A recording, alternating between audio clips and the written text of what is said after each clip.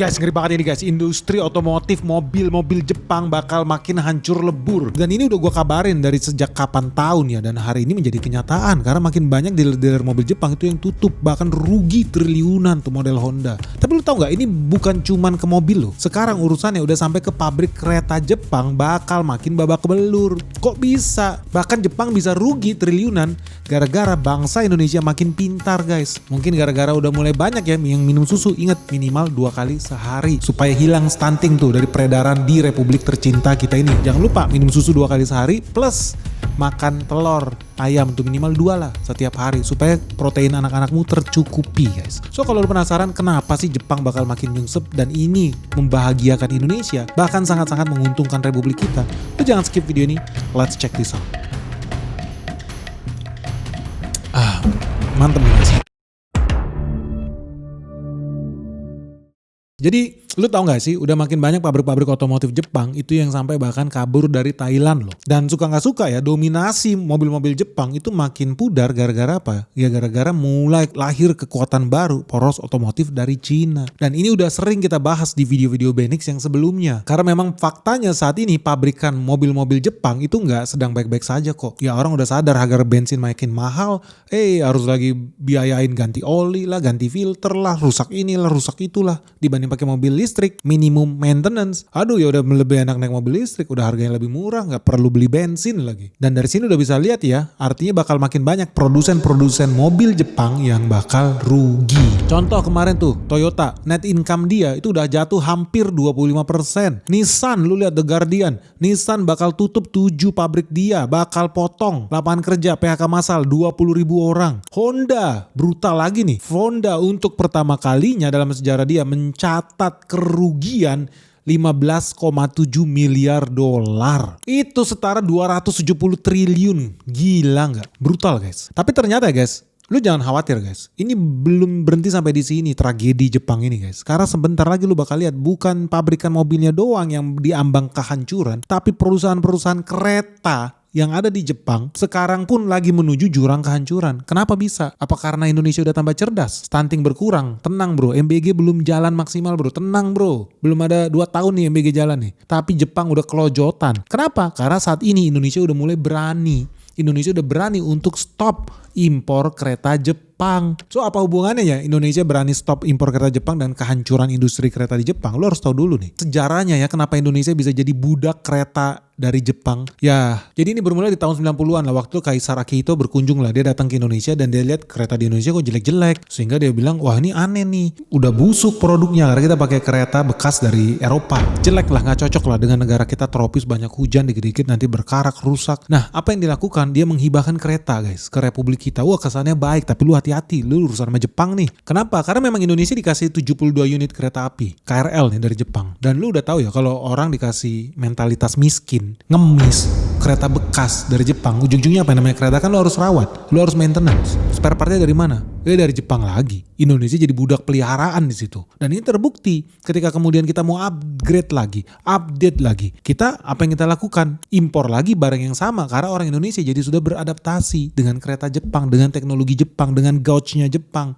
dengan ukuran keretanya Jepang. Sehingga nggak lama setelah program Hibah Akihito itu, apa yang terjadi? Indonesia tercuci otak. Sehingga program impor kereta itu nggak berhenti cuma di tahun 90-an, tapi di tahun 2004 apa yang terjadi? Indonesia lagi-lagi nih KAI disuruh beli 16 unit KRL. Dari mana? Tentu bukan dari Nigeria guys, tapi dari Jepang lagi. Dan akibatnya apa? Dari tahun ke tahun Indonesia udah kemakan racun itu. Racun kereta api ya harus Jepang, kalau merek kereta ya harus kereta Jepang. Apa yang dari tahun 2024, 2025, 2026, 2027, 2028, 2029 sampai muntah-muntah pun intinya kereta Jepang terus berdatangan ke Indonesia. Dan yang bikin jijik guys, kereta yang datang ke Indonesia itu adalah kereta bekas yang di negara asalnya itu udah dianggap sebagai besi tua. Itu harusnya udah di scrap. Scrap kereta itu hitungannya bahan limbah yang berbahaya guys. Tapi di Indonesia malah kita tampung limbah sampah ini. Lu bayangkan ya, saking bergantungnya Indonesia, membudaknya Indonesia terhadap kereta Jepang, apa yang terjadi? Tahun 2011 kemarin,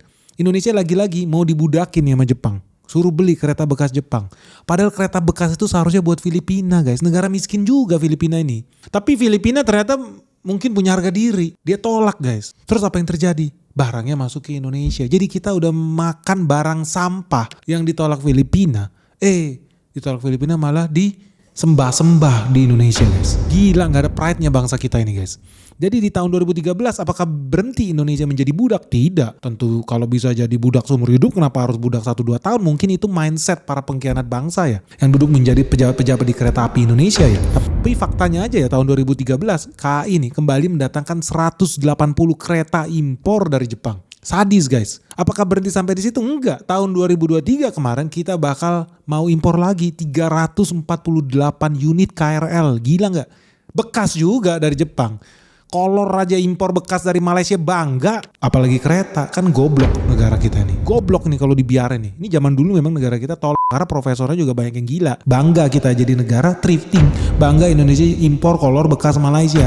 Najis gua dengernya. Jijik. Makanya gua kalau tahu Indonesia impor sampai ratusan unit. By the way barangnya juga bukan barang murah loh. Memang barang second tapi harganya ya bukan 100-200 juta guys. Ini barang mahal juga. Dan kita impor ratusan unit. Ujung-ujungnya apa? Kita hanya memperkaya pengusaha barang bekas dari Jepang. Ogah gua. Tapi kenapa ya sebegitunya kita membudak ya sama kereta Jepang? Kenapa? Ya simple aja. Karena kita udah bertahun-tahun terbiasa pakai kereta Jepang. Akibatnya secara teknis, teknologi, pemahaman, maintenance, pemeliharaan kereta Jepang sama Indonesia jadi ada kesamaan. Bahkan ukuran relnya aja ujung-ujungnya kalau Indonesia bikin rel baru, kita yang cocokin ke kereta Jepang. Harusnya kereta Jepang yang cocokin ke kebutuhan Indonesia. Tapi sekarang kita yang cocokin ke kereta Jepang. Contohnya nih, lebar rel kereta kita itu 1067 mm guys. Kenapa spesifik banget 1067 mm kereta di Jepang, rel di Jepang? Karena ukuran kereta Jepang segitu guys. Kan aneh banget ya. Ujung-ujungnya apa? Kita nggak bisa impor kereta dari Amerika. Ujung-ujungnya apa? Kita nggak bisa pakai kereta Jerman. Kita nggak bisa pakai kereta Belanda. Kita nggak bisa pakai kereta Spanyol. Kita nggak bisa pakai kereta Cina. Kita nggak bisa pakai kereta yang mungkin lebih bagus dan lebih murah dibanding kereta Jepang. Karena kita udah dicuci otak. Ukuran rel harus 1067 mm.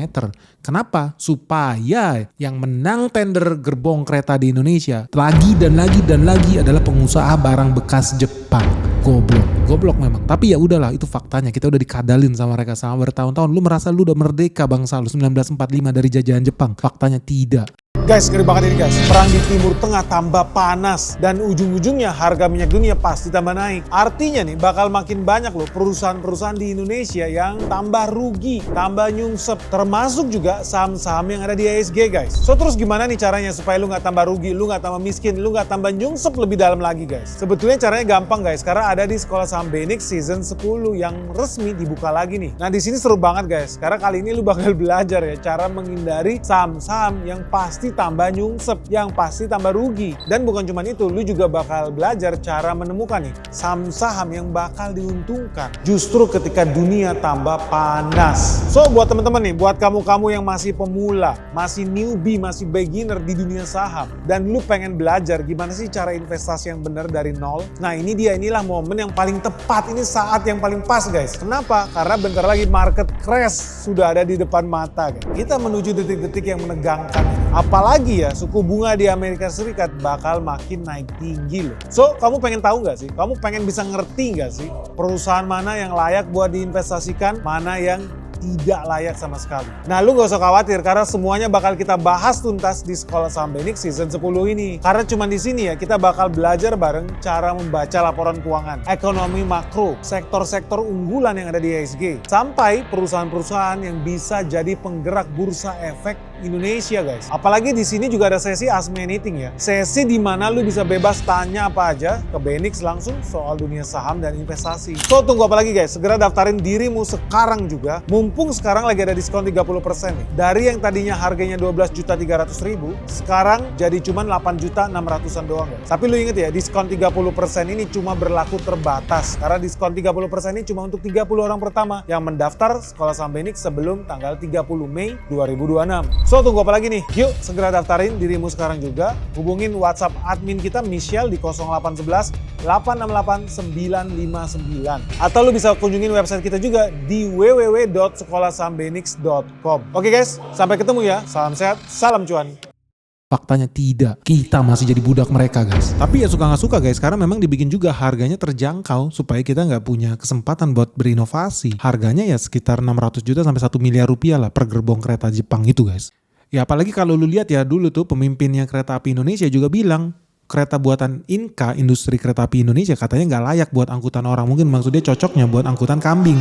But anyway, masa lalu itu semoga bisa berubah guys. Kenapa? Karena akhirnya di tahun 2023 pemerintah itu sadar kalau kita jadi budaknya barang-barang bekas ya. Apa nggak geli guys? Lu naik kereta bekas dari Jepang, mungkin bekas orang mabok, muntah di situ. Lu dudukin lagi, lu tidur-tidur kali mungkin di kereta itu. Dan ujung-ujungnya sebetulnya lu harus sadar kita itu melanggar peraturan pemerintah lu impor barang bekas. Buktinya apa? Lu kan nggak bisa impor motor bekas dari luar ke Indonesia, impor mobil bekas ke Indonesia, nggak bisa lah. Kok giliran kereta ngangkat jutaan orang bisa mati lu, resikonya tinggi.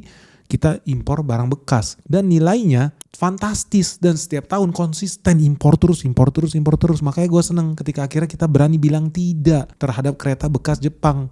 Apalagi kalau lu udah tahu ya besi rongsok itu umurnya berapa? Udah 20 tahun lebih bro.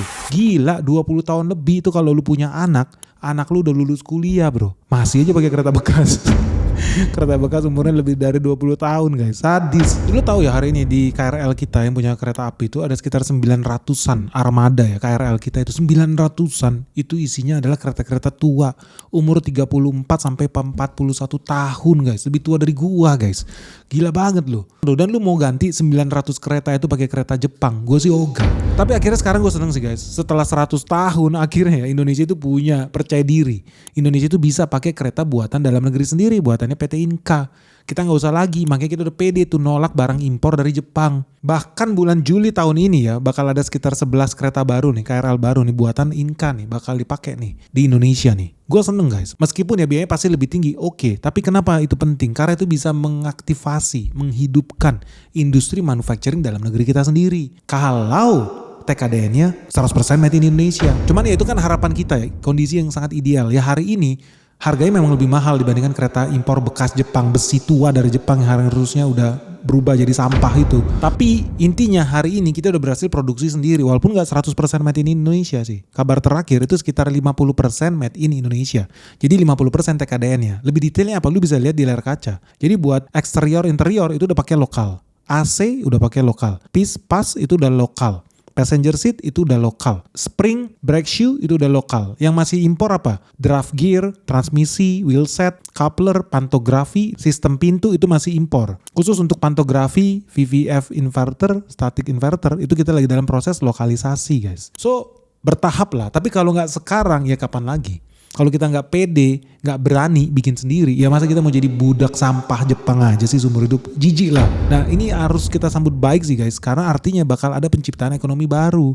Kalau makin banyak orderan yang masuk ke Inka, artinya makin banyak pabrik-pabrik kereta baru yang lahir di Indonesia. Makanya lo gak usah heran ya, kayak misalkan Inka tuh ya kan sempet bangun pabrik di Banyuwangi tuh. Tenaga kerja yang diserap 3.000 orang. Kan signifikan loh, 3.000 tenaga kerja baru lahir di Banyuwangi. Lu kali aja UMR Banyuwangi berapa? Sekitar 2,9 juta per bulan. Artinya Banyuwangi bakal kecipratan peredaran duit 2,9 juta rupiah per bulan kali 3.000 manusia. Itu setara 8,7 miliar per bulan. Ya kalau lu setahun kan sekitar 104 miliar per tahun. Yang namanya orderan kereta kan gak berhenti-berhenti. Order terus. Ya kalau dalam 10 tahun aja udah setara 1 triliun lebih guys. Peredaran duit di Banyuwangi. Cuman karena orang Indonesia berani pakai produk dalam negeri. Produksi dalam negeri. Ini baru dari satu pabriknya Inka loh yang ada di Banyuwangi loh. Belum lagi kalau makin banyak nih. Karena Indonesia butuh memperbanyak jumlah rel kereta apinya. Kita harus guys nambah jumlah rel kereta. Gue tuh punya mimpi guys dari Aceh ke Surabaya kita itu bisa naik kereta. Harusnya bisa kita lakukan itu. Kalimantan harusnya ada terkoneksi dari Kalimantan Barat, Kalimantan Tengah, Kalimantan Selatan, Kalimantan Timur sampai Kalimantan Utara ada jalur kereta api. Sulawesi juga begitu. Ada jalur kereta api karena mau nggak mau ya itu logistik yang paling murah. Ujung-ujungnya kita bisa neken impor minyak dari luar negeri dibandingkan hari ini logistik kita.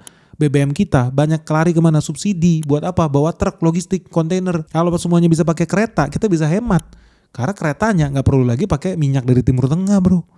Udahlah pakai energi yang tersedia di dalam negeri kita. Makanya penting nih kita perbanyak jumlah rel kereta api. Bangun terus infrastruktur. Ujung-ujungnya apa? Hidup terus pabrik-pabrik gerbong kereta ini. Inka kita juga tambah cuan. Makin banyak penciptaan tenaga kerja di dalam negeri. Dibanding mentalitas kita, mentalitas pengkhianat bangsa. Impor kereta bekas najis dari Jepang. Makanya gue seneng nih Inka akhirnya mampu ekspor ratusan gerbong kereta ke Filipina, ke Bangladesh, ke Australia, bahkan negara maju kayak New Zealand. Lu lihat kemarin tuh Inka dari Madiun ekspor 450 gerbong kereta api ke New Zealand. Inka ke Filipina Filipina ekspor 3 lokomotif dan 15 gerbong penumpang ke Filipina. Australia, negara maju, kita ekspor 3 platform lokomotif ke Australia. Jadi kalau yang bilang Indonesia produk jelek, jangan salah lu. Orang bule aja sekarang udah kebalik. Mendingan pakai barang Indonesia. Ya, dan lebih deket juga dibanding mereka impor dari Jepang, kan pasti lewat Indonesia juga itu barang. Jadi mahal. Udah paling bener Malaysia, Thailand, Australia, Filipina, New Zealand ya impor kereta dari Indonesia. Dan kalau makin masif ya pembangunan pabrik kereta api di Indonesia, Indonesia bisa jadi salah satu eksportir kereta api loh terbesar di Asia. Kenapa? Karena market size-nya jadi ada, kuenya jadi ada, karena kita bangun terus relnya. Kita butuh gerbong-gerbongnya, lokomotifnya, keretanya. Ujung-ujungnya secara ekonomis kita udah masuk ke skala industri tuh buat bikin produksi dengan kualitas yang tinggi, harga lebih murah. Karena kapasitas industrinya, scalability-nya jadi masuk guys. Nyambung gak lo? So menurut lo gimana guys? Dengan ditolaknya ya impor kereta dari Jepang nih. Dan gue yakin ya ini kan pasti kabar baik bagi Indonesia. Karena kita udah bisa produksi kereta sendiri. Tapi lo harus tahu dong geopolitik dunia. Kalau kita stop impor kereta bekas sampah dari Jepang ini, menurut lo Jepang bakal diem aja gak sih? Menurut lu dia bakal ambil tindakan balasan gak ke Indonesia? Menurut lu apa yang akan dilakukan ya sama Jepang untuk membalas pengkhianatan Indonesia? Kok Indonesia berani-beraninya berdiri di atas kaki sendiri? Menurut lu dia akan diem aja tuh? Dia akan lakukan kegiatan apa nih di sini? Dan pertanyaan pentingnya guys, karena ini ada channel investasi. Kalau Indonesia berhasil mencapai TKDN 100%, memproduksi kereta dalam negeri sendiri, stop impor dari Jepang. Pertanyaannya, emiten mana nih yang bakal diuntungkan dengan hadirnya kereta api lokal asli TKDN Indonesia? Jangan lupa segera like and share video Benix sebanyak-banyaknya. Semoga video ini bermanfaat. Semoga Indonesia tambah berjaya terus guys. Salam sehat, salam cuan. Bye-bye.